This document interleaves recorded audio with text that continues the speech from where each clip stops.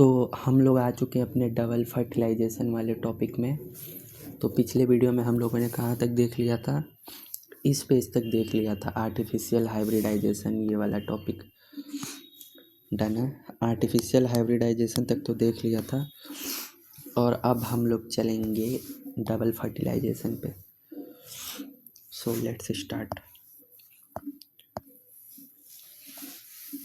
After entering one of the synergid, the pollen tube releases the two male gamete into the cytoplasm of the synergid।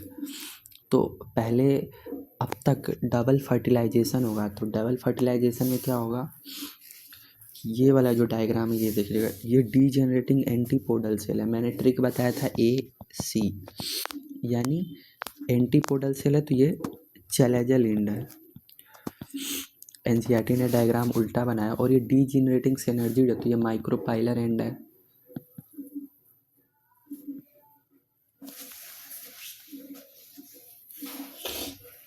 और मैंने बताया था, कहीं लिखा था पीछे कि माइक्रोपाइलर एंड से ही जो गैमेट्स होते हैं वो एंटर करते हैं। तो अब ये जो डायग्राम है इसमें देखो सिनर्जिड्स डीजेनरेटिंग बताया गया है, यानी ये जो एग सेल है वो अब जाइगोट में कन्वर्ट हो चुका है, यानी जो गैमेट आया वो फ्यूज होके जाइगोट बना दिया। अब जब फ्यूज होके जाइगोट बना दिया तो सिनर्जिड का काम तो हो गया ना। तो सिनर्जिड यहाँ से अब डीजेनरेट कर रहा है। Same with antipodal cell, antipodal cell भी का एंटीपोडल सेल था, अब ये भी डीजेनरेट करेगा। सिनर्जिड्स भी डीजेनरेट करेंगे, एंटीपोडल सेल भी डीजेनरेट करेंगे। और जब फ्यूजन हुआ तो जाइगोट बना इसमें, और ये जो सेल बना ये 3N हो गया। पहले से ही ये N+N था, एक जाइगोट बाहर से आया, तो जाइगोट बोल रहा हूँ, मेल गैमेट्स, तो ये 3N हो गया। और इसका नाम क्या लिखा, देखो है तो ये न्यूक्लियस ही, ये न्यूक्लियस ही ना है, तो प्राइमरी एंडोस्पर्म न्यूक्लियस। और प्राइमरी एंडोस्पर्म सेल न्यूक्लियस जो है वो ये जो कंटेनर था इसको बोला गया प्राइमरी एंडोस्पर्म सेल। डन है। प्राइमरी एंडोस्पर्म न्यूक्लियस और प्राइमरी एंडोस्पर्म सेल, जाइगोट भी समझ में आ गया, डीजेनरेटिंग सिनर्जिड भी समझ में आ गया। अब देखते हैं NCERT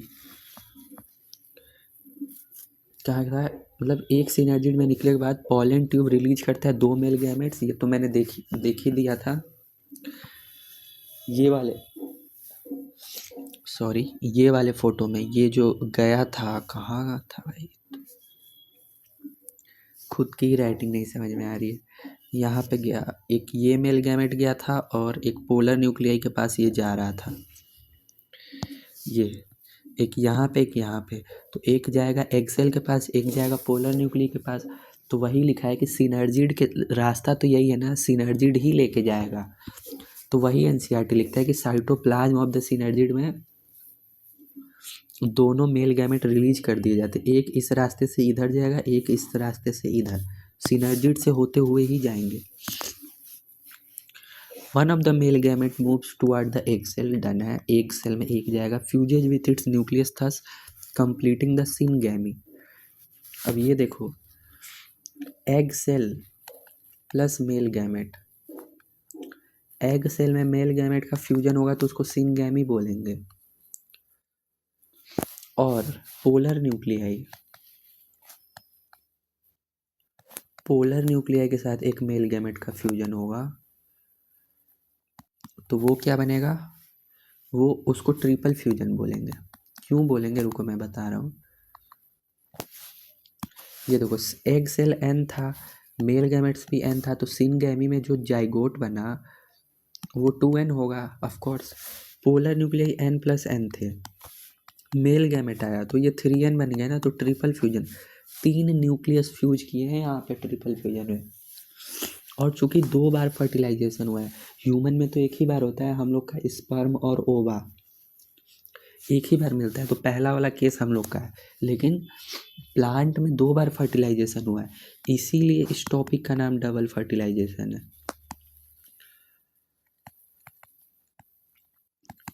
कई लोग सोच रहे होंगे डबल फर्टिलाइजेशन मतलब 2N के जैसा कोई प्रोडक्ट बन रहा है, जाइगोट जैसा, एक मेल एक फीमेल, तो डबल नहीं, डबल फर्टिलाइजेशन मतलब 2 बार फ्यूजन हो रहा है।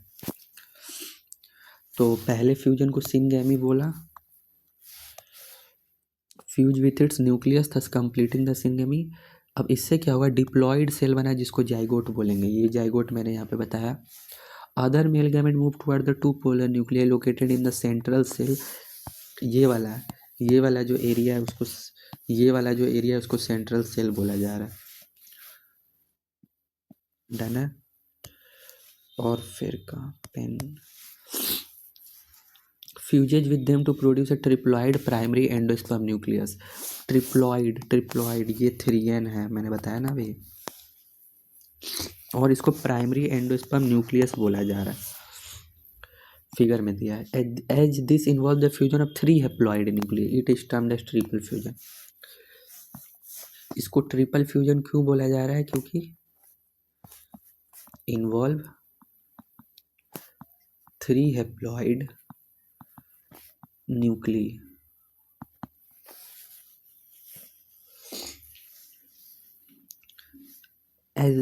Since the two types of fusion, syngamy and triple fusion, takes place in an embryo sac, the phenomenon is termed double fertilization। ठीक है, मैंने बताया कि 2 तरह का फ्यूजन हो रहा है। ये देखो 2 टाइप ऑफ फ्यूजन हो रहा है, सिंगैमी और ट्रिपल फ्यूजन। इसीलिए इसको एम्ब्रियो सैक में हो रहा है तो डबल फर्टिलाइजेशन बोला जा रहा है। और ये यूनिक है फ्लावरिंग प्लांट के लिए, सब में डबल फर्टिलाइजेशन नहीं होता। तो डबल फर्टिलाइजेशन क्या है, sorry, unique event in flowering plant. Flowering plant यानी जो प्लांट किंगडम में जो 5वां फैमिली पढ़ने को दिया गया एंजियोस्पर्म, उसके लिए ये यूनिक है। The central cell after triple fusion becomes the primary endosperm cell. पहले ये सेंट्रल सेल था, को कहाँ गया सेंट्रल सेल, तुमको दिखा रहा हूँ मैं, कितना पीछे है ये सेंट्रल सेल। देखो ये जो सेंट्रल सेल है ये बन गया प्राइमरी एंडोस्पर्म सेल। और अभी सेंट्रल सेल में भी 2 न्यूक्लियस हैं, तो और ये बन गया 3l फर्टिलाइजेशन के बाद।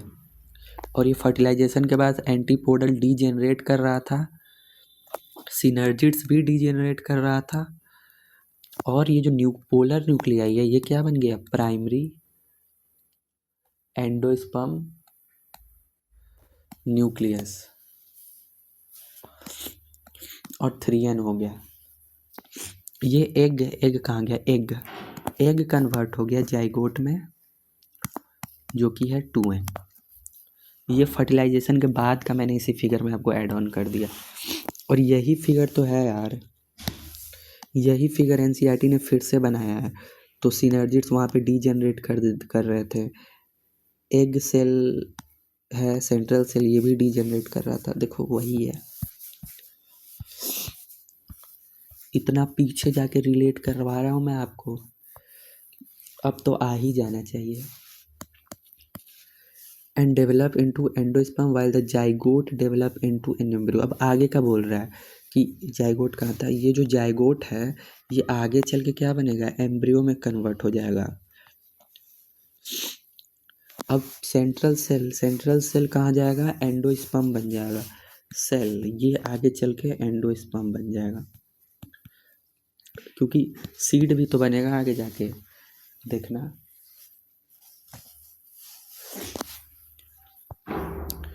अच्छा देखो यहाँ पे कुछ लिखा है, fertilised embryo sac showing zygote and primary endosperm nucleus, देख लिया। Second photo stage in embryo development in a dicot. तो डाइकॉट में का ये फिगर है, अभी हम लोग आगे देखेंगे। अब हम लोग देखेंगे ये वाला चीज़ कि जाइगोट आगे चल के एम्ब्रियो में बना, प्राइमरी एंडोस्पर्म सेल एंडोस्पर्म बना। तो अब ये 2 टॉपिक शुरू हो गया कि फर्टिलाइजेशन के बाद क्या होगा। तो फर्टिलाइजेशन के बाद जाइगोट बनेगा किस में, याद करो, एम्ब्रियो में। और प्राइमरी एंडोस्पर्म सेल एंडोस्पर्म में बनेगा। Following double fertilisation event of endosperm and embryo development maturation ovule into seed. तो ओव्यूल कन्वर्ट होता है सीड में, फर्टिलाइजेशन के बाद की कहानी। और ओवरी कन्वर्ट होता है फ्रूट में, और इसी को पोस्ट फर्टिलाइजेशन, पोस्ट मतलब बाद में, फर्टिलाइजेशन के बाद वाला इवेंट। अच्छा, अब एंडोस्पर्म के बारे में हम लोग देखते हैं। एंडोस्पर्म क्या था? ये जो सेल था, ये वाला जो सेल है, ये है एंडोस्पर्म, ये न्यूक्लियस को छोड़ के। और प्राइमरी एंडोस्पर्म सेल में ये गोला न्यूक्लियस भी आ रहा है। आगे बढ़ते हैं। Endosperm development precedes embryo development. मतलब अब आओ, ये बोल रहा है कि जो एम्ब्रियो है, जो जाइगोट यहाँ पे एग सेल फ्यूज हुआ, तो इसके डेवलपमेंट से पहले ये डेवलप होगा। मतलब पहले एंडोस्पर्म फॉर्म होगा, फिर एम्ब्रियो। मतलब फॉर्म तो दोनों का फ्यूजन तो एक ही साथ होगा, लेकिन डेवलपमेंट का बात है। अभी मैं बता दे रहा हूँ, एंडोस्पर्म में ना फूड स्टोर होता है, न्यूट्रिशन प्रोवाइड करता है एम्ब्रियो को। तो पहले भाई तुम अपना फूड लाओ, तब ना तुम आगे जाके बेबी को आगे उसका न्यूट्रिशन दोगे। अब तुम्हारे पास फूड ही नहीं है और तुम चाह रहे हो कि बेबी तुम्हारा ग्रो कर जाए, कैसे होगा? नहीं हो पाएगा। तो पहले मेन सेंट्रल सेल जो है, ये फूड का स्टोरेज है, तो पहले ये डेवलप करना इसको ज़रूरी है। यहाँ पे लिखा है प्रीसीड्स, प्रीसीड्स का मतलब पहले।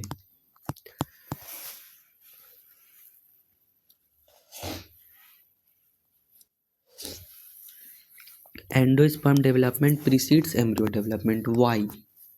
The primary endosperm cell divide repeatedly and forms a triploid endosperm tissue। तो बोल रहा है कि जो प्राइमरी एंडोस्पर्म है, हाँ, ये ट्रिप्लॉइड एंडोस्पर्म टिश्यू, याद रखना वो ट्रिप्लॉइड है, ये ट्रिप्लॉइड है, और यहाँ पे है जो ये जाइगोट डिप्लॉइड है। अब जाइगोट अब हम लोग नहीं बोलेंगे, अब हम लोग एम्ब्रियो बोलेंगे, और इसको प्राइमरी नहीं, प्राइमरी भी नहीं बोलेंगे, अब हम लोग इसको एंडोस्पर्म बोलेंगे, क्योंकि अब गाड़ी आगे चल रही है।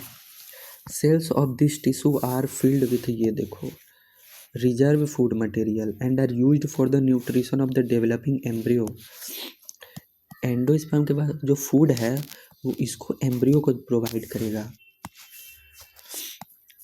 Provide to embryo for development. In the most common type of endosperm development, the primary endosperm nucleus pen undergoes successive nuclear division। अब ये जो न्यूक्लियस बना था यहाँ पे, बना यानी ये भी डिवाइड करता है।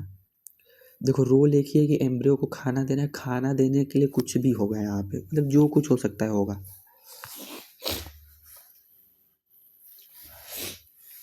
तो फिर क्या होगा? सक्सेसिव न्यूक्लियर डिवीजन होगा to give rise to free nuclei. अब और न्यूक्लियस इसमें आने लगेंगे, आने लगेंगे, आने लगेंगे, क्योंकि न्यूक्लियस डिवाइड कर रहा है। This stage of endosperm development is called free nuclear endosperm. देखो फ्री क्यों बोला? क्योंकि सपोज करो ये सेल है और ये डिवाइड करेगा तो दो सेल बनाएगा, लेकिन यहाँ पे ना बस सेल है और न्यूक्लियस डिवाइड होके दो बन गया, साइटोप्लाज्म और सेल बाउंड्री नहीं आया। मतलब जैसे ये है तो न्यूक्लियस एक है, डिवाइड होगा तो दो सेल बनेगा ना भाई, लेकिन यहाँ पे न्यूक्लियस ही दो बन गया, फिर 2 से 4, फिर 4 से 8, फिर ऐसे ऐसे ऐसे ऐसे ऐसे, बस न्यूक्लियस ही बढ़ रहा है एक ही सेल में, बहुत सारे न्यूक्लियस। तो फ्री न्यूक्लियर एंडोस्पर्म। एंडोस्पर्म किसको बोल रहे हैं? वो सेल को जिसमें फ्री न्यूक्लियर होगा, ये वाला। Subsequently cell wall formation occurs. फिर क्या होगा कि सेल वॉल फॉर्म होगा and the endosperm become cellular. और फिर जब बहुत सारे आ जाएंगे तो फिर अब सबके चारों तरफ सेल वॉल आने लगेगा, ऐसे ऐसे ऐसे। जब आने लगेगा तो ये सेलुलर में कन्वर्ट हो जाएगा। The number of free nuclear formed before cellularization varies greatly. अब देखो कोकोनट का बेस्ट एग्जांपल है the coconut water form tender coconut that you are familiar, nothing but free nuclear endosperm, sorry, made up of thousands of nuclei and the surrounding white kernel is the cellular endosperm। Basically ये क्या बोल रहा है मैं बताऊं कि ये जो कोकोनट है, तो कोकोनट का एक वाइट वाला पार्ट होता है, ठीक है ठीक है ठीक है, और बीच में पानी होता है। तो पानी वो नहीं है, वो न्यूक्लियस है। उतना सारा न्यूक्लियस कैसे आया? क्योंकि कुछ न्यूक्लियस आए तो वॉल फॉर्म हो गया, ये जो साइड साइड फॉर्म हुआ है ये वॉल फॉर्म हो गया। तो जो वॉल फॉर्म हो गया उसका न्यूक्लियस तो हमको दिख ही नहीं रहा है, तुमको बस बीच का न्यूक्लियस दिख रहा है जिसमें वॉल फॉर्म नहीं हुआ, वही हम पी लेते हैं, वो देखते हैं वो बहुत न्यूट्रिशियस होता है इसीलिए। यहाँ पे लिखा है ना, number of free nuclei formed before cellularization very greatly. Coconut water, tender coconut में तो फ्री न्यूक्लियर एंडोस्पर्म है जो तुम पानी पीते हो। आगे बढ़ते अब एंडोस्पर्म। अब ये जो एम्ब्रियो है, यहाँ पे जो एम्ब्रियो है और ये जो एंडोस्पर्म है, एम्ब्रियो का काम है खाना लेना। ऐसा हो सकता है कि ये एम्ब्रियो पूरा खाना खा जाए, या हो सकता है कुछ खाना छोड़ दे, बस इसी के बेसिस पे ये टॉपिक दिया है।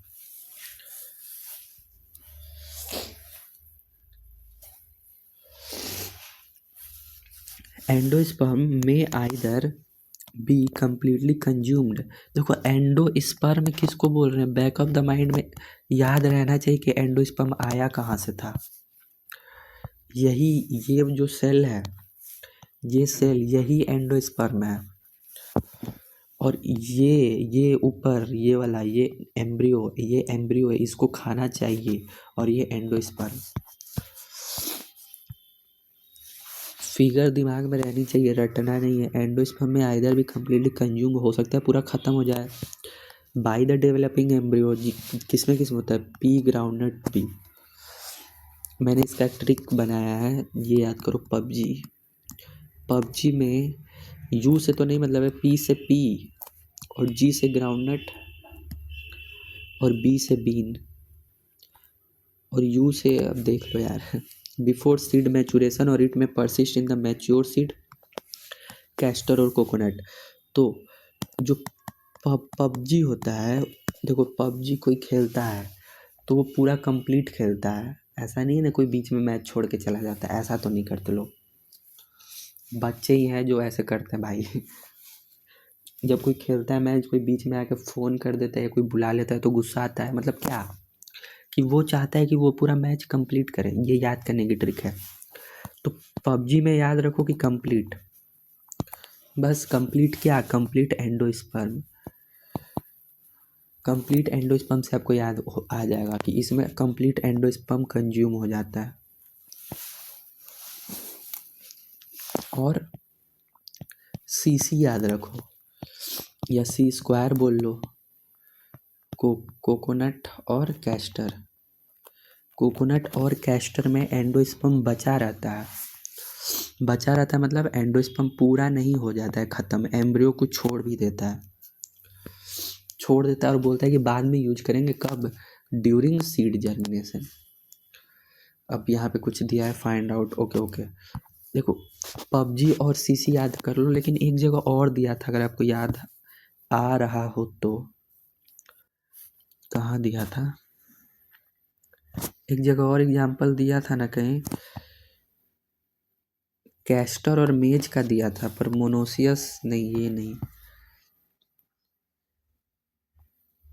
इसी चैप्टर में दिया है कि आगे दिया है, अच्छा आगे दिया है, मेरे को आगे का याद आ रहा है, मैं पीछे जा रहा हूँ। ये वाला जो टॉपिक है ना, ये आगे भी दिया है, कहाँ दिया है, ये वाला सीड में, देखो सीड में आएगा आगे। यहाँ पे क्या बोल रहा है कि जिसमें बच गया तो वो सीड जर्मिनेशन के दौरान यूज होगा, तो सीड जर्मिनेशन के दौरान को किसका किसका यूज होगा ना, वो सीड वाले टॉपिक में यहाँ पे नॉन एल्ब्यूमिनस और एल्ब्यूमिनस, इसमें भी आएगा एग्जाम्पल याद करने के लिए। देखो देखो देखो यहाँ पे मैं पढ़ाऊँगा, मैं भाग नहीं रहा हूँ, पर मैं ऐसे याद दिलाना चाहता हूँ। द कॉटिलीडन बोला जा रहा है of the embryo are simple structure, okay. Mature seed में भी नॉन एल्ब्यूमिनस और ex albuminous, non albuminous seeds have no residual endosperm. बोल रहा है नॉन एल्ब्यूमिनस में एंडोस्पर्म नहीं होगा मतलब कंप्लीट ख़त्म हो जाएगा। कंप्लीट से याद आया गेम वाला नाम। तो पी ग्राउंडनट बीन, तो यहाँ पे लिखा है ड्यूरिंग एग्जाम्पल में 2 दिया है, पी ग्राउंडनट सेम चीज़। और बोल रहा है कि एल्ब्यूमिनस में कुछ पार्ट बच जाएगा, वीट मेज बार्ले कैस्टर। वीट मेज बार्ले कैस्टर दिया, यहाँ पे कैस्टर कोकोनट दिया, तो ऐड कर लो वीट मेज बार्ले।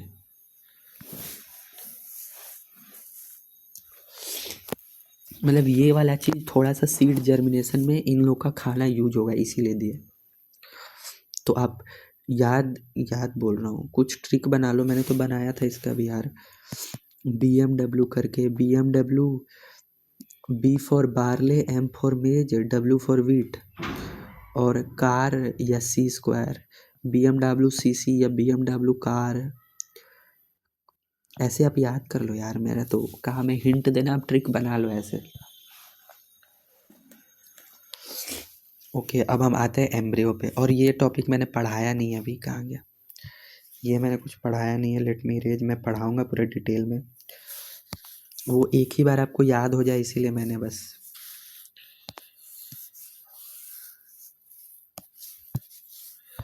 एम्ब्रियो, कई लोग सोचेंगे भगा रहा है, भगा नहीं रहा हूँ मैं। Embryo develop at the micropylar end of the embryo sac. कहाँ है माइक्रोपाइलर एंड, देखो कहाँ है माइक्रोपाइलर एंड, ये दिखा micropylar, micropylar and synergid zygote convert हुआ एम्ब्रियो।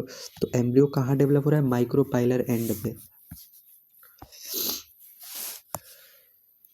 जहाँ पे जाइगोट है। Okay, most zygote divide only after certain amount of endosperm form. यहाँ पे लिखा था ऊपर कि पहले एंडोस्पर्म वो होगा डिवाइड, फिर से आ रहा हूँ मैं, ये वाली line, endosperm development precedes embryo development. पहले एंडोस्पर्म होगा, फिर एम्ब्रियो होगा, एम्ब्रियो जाइगोट ही से तो बना है, तो जाइगोट कब फॉर्म होगा, जब एंडोस्पर्म फॉर्म होगा। ये चीज़ कब डिवाइड करेगी, ये चीज़ कब डिवाइड करेगी, जब ये पूरी अच्छे से डिवाइड हो जाएगी।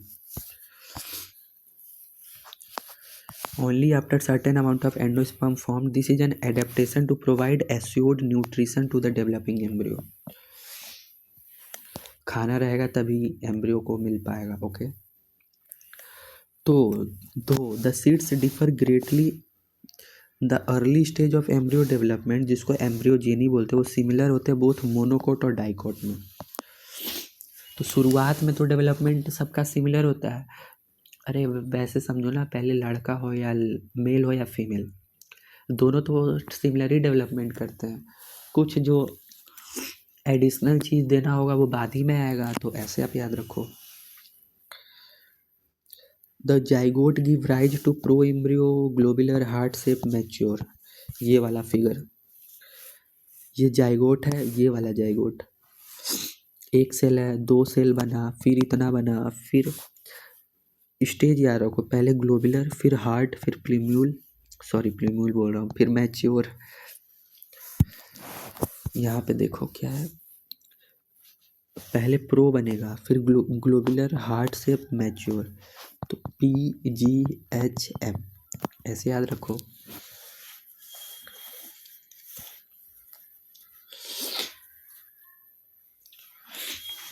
PGHM या PG का हेड मास्टर, ऐसे नहीं होता है PG का हेड मास्टर।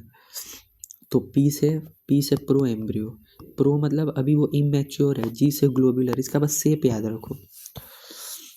यहाँ पे प्रो एम्ब्रियो दिया नहीं है, यहाँ पे ग्लोबुलर, फिर हार्ट शेप एम्ब्रियो बनता है, ये जो हार्ट वाला शेप बना ना, मतलब दिल ऐसे बनता है, ऐसे दिल बनता है, तो इसको घुमा दो, फिर मैच्योर हो जाता है। तो मैच्योर हो जाता है तो ऐसे 2 कोटिलीडन आ जाते हैं, रेडिकल आ जाता है, सस्पेंसर आ जाता है।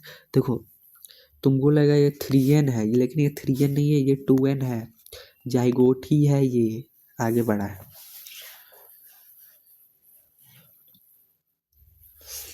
देखो ह्यूमन में भी तो जाइगोट ही डेवलप करता है ना भाई, ऐसे याद रखो। तो यहाँ पे भी जाइगोट ही करेगा, भले ही कोने में है, छोटा सा है, तो इसका मतलब ये नहीं कि इम्पोर्टेंस कम हो गया।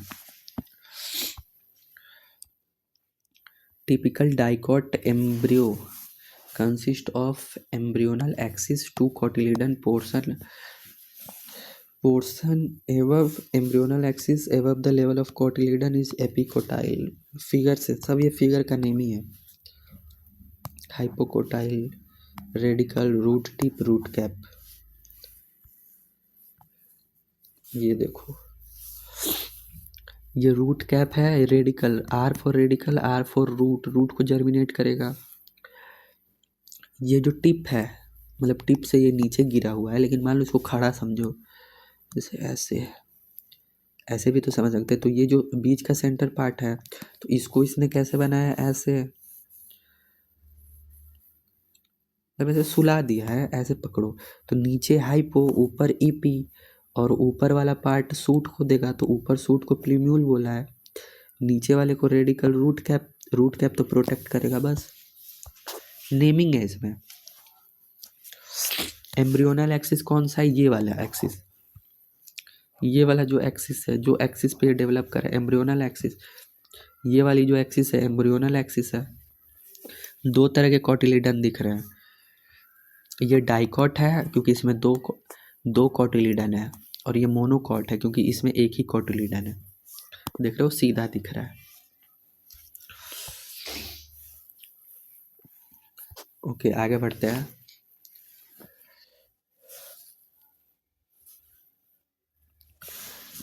एम्ब्रियो के आगे, ओके, कहाँ गया. Embryo of monocot possess only one cotyledon. बोला ना यार, नेम ही में है मोनोकॉट, तो मोनोकॉट मतलब वन. ग्रास फैमिली में कोटिलिडन इज कॉल्ड स्क्यूटलम. ये देखो, स्क्यूटलम यहाँ पे दिखा है. और longitudinal section of an embryo of grass, ये जो है ना, ये ग्रास का सेक्शन है, ग्रास का लॉन्गिट्यूडनल सेक्शन है. तो देखो, ग्रास फैमिली में कोटिलिडन को स्क्यूटलम कहा जाता है. तो इसमें तो तुमको कोटिलिडन बता दिया है, लेकिन इसमें तुमको स्क्यूटलम बताया है, यही कोटिलिडन है. क्लियर हुआ. That is situated toward one side lateral of the embryonal axis. Embryonal axis ये है, तो एक तरफ झुका हुआ है. लोअर एंड पे embryonal axis has the radicle and root cap enclosed in undifferentiated sheath called coleorhiza. Coleorhiza यहाँ पे है, इसको क्या बोला है एनसीईआरटी,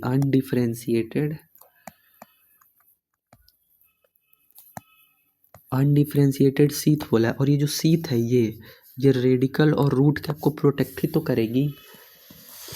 प्रोटेक्ट नहीं करेगी तो मान लो कि ऐसे ये सीट है, ऐसे कटोरी जैसा, सॉरी ओवर राइटिंग हो रहा है मेरे को, ये वाला पेन. सपोज करो ये जो सीट है, इसी में तो रूट कैप और रेडिकल है. देखो, रेडिकल किसको बोल रहा है, इसको, और रूट कैप इसको. तो ये जो सीट है कटोरी जैसा, उसमें है, अनडिफरेंशिएटेड है, पूरी तरह से आप देख नहीं पाओगे. और यहाँ पे क्या लिखा है, लोअर एंड पे एम्ब्रियोनल एक्सिस. डन है. आगे बढ़ते हैं. Portion of the embryonal axis above, ऊपर, level of attachment of scutellum is the epicotyl. अब आपको एपिकोटाइल देखना है, दिखाऊंगा मैं. एपिकोटाइल है जो suit apex and few leaf primordia enclose in hollow फोलियर structure the coleoptile.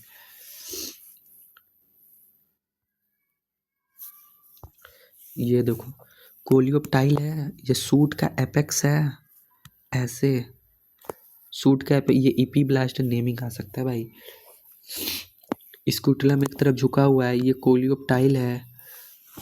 Coleoptile को एनसीईआरटी ने क्या बोला है, मतलब कोलियोप्टाइल को इसने बोला हॉलो फोलियर स्ट्रक्चर. खोखला तो है ही. एपिकोटाइल का सूट एपेक्स है. एपिकोटाइल कहाँ गया, एपिकोटाइल आउटर वाला पार्ट इसमें एनसीईआरटी क्लियर नहीं कर रही है, लेकिन एपिकोटाइल यानी ऊपर वाला पार्ट. ऊपर देखो, कोलियोप्टाइल है, कोलियोप्टाइल से याद रखो एपिकोटाइल. और coleorhiza, R for root cap, root मतलब रेडिकल. तो कोलियोराइजा रेडिकल और रूट कैप की तरफ होगा, कोलियोप्टाइल ऊपर होगा, एपिकोटाइल स्क्यूटलम के तरफ, कोटिलिडन के तरफ. क्लियर हो गया ये टॉपिक भी. अब यहाँ पे कुछ एनसीईआरटी ने आपको किया है, कर लेना। अब लास्ट टॉपिक बचा सीड और एपोमिक्सिस एंड पॉलीएम्ब्रियोनी। तो देखो सीड में तो ये वाला पैराग्राफ तो मैंने अभी आपको बता दिया, इसकी तो बस रीडिंग करनी है, बाकी सब आसान है, हम लोग करेंगे अगले वीडियो में। आज हम लोगों ने पढ़ा डबल फर्टिलाइजेशन, पढ़ा एम्ब्रियो, पढ़ा एंडोस्पर्म, पढ़ा। अब हम लोग सीड पढ़ेंगे कल मतलब अगले वीडियो में। कोशिश करेंगे अगले वीडियो में ख़त्म कर दें, नहीं तो एक और ले लेंगे, इतना क्या है। तब तक के लिए बाय।